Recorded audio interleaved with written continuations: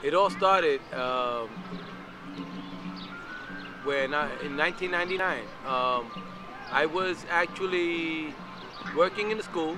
We started in after-school program I used to go to, Task, and he used to work there. He started there teaching bomba, like just to dance. It wasn't even like we were singing yet. It was just like, come out to dance and don't be shy. But then I was shy, so I never danced. I was like, I'm not going out. And then one day I went out and I was like, oh my God, this is so cool. At first, I couldn't find myself when I was younger. It was always like hanging out on the street or wanting to be like the people, having the look. I was just trying to fit in, and I don't know where did I stand in society. But with the music, it taught me like I don't have to be like everybody else.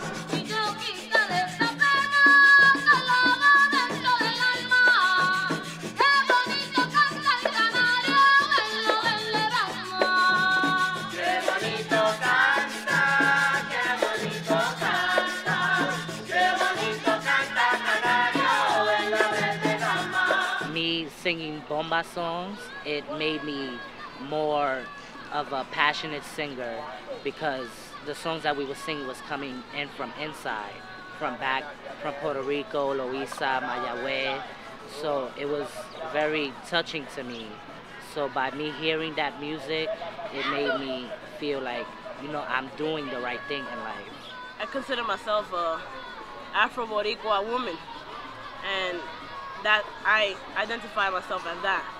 And if it wasn't for that, for Bomba, Plena, Ortiz, Bombayo, I would have never known where that energy comes from when I hear the drum.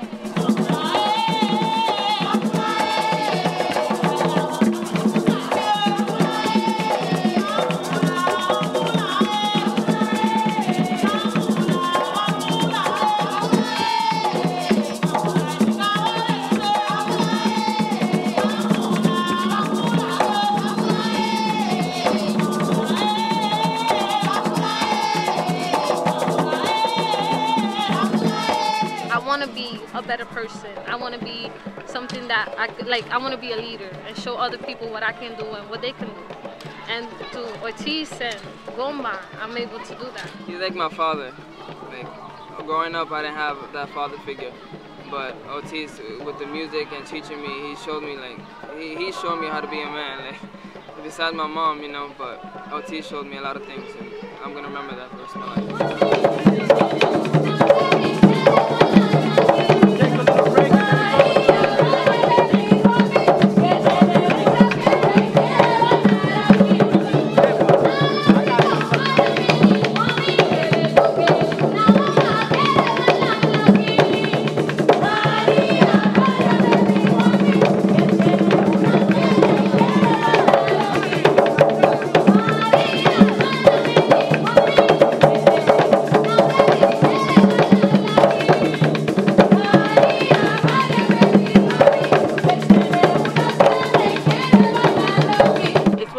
To have students, another thing to have interest, passion, and they saw the purpose in it, and just combining those two. So Marilyn is sort of the unassuming type. She's very sweet and welcoming and funny and silly sometimes.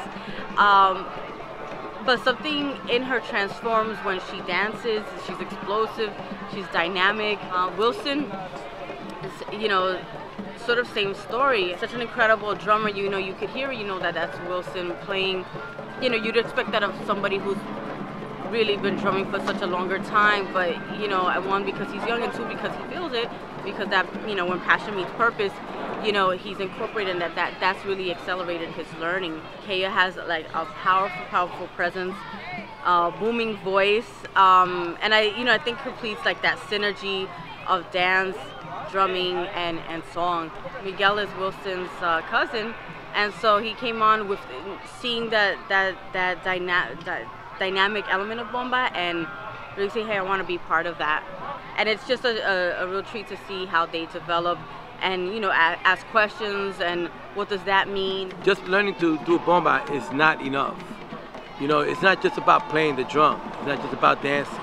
You really have to know the context that are parallel to bomba. It's the oldest genre on the island of Puerto Rico. And again, it comes from the oppressed society, which were the African slaves, the enslaved Africans that were on the island. It's more important to work with the kids. And so with them, we kind of like learned on our own. We've learned our own bomba. And so, you know, from there, we have been able to do so many things. We've been to BAM, Symphony Space, Madison Square Garden, off and on Broadway.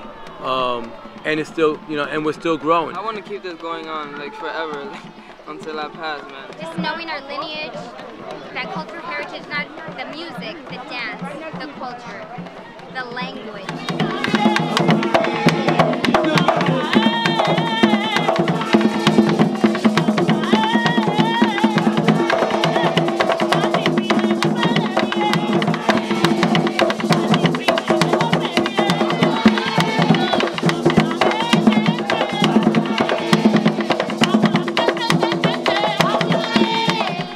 Bomba has influenced me in like a tremendous way. Like I don't think I'll be the same person if it wasn't for Bomba.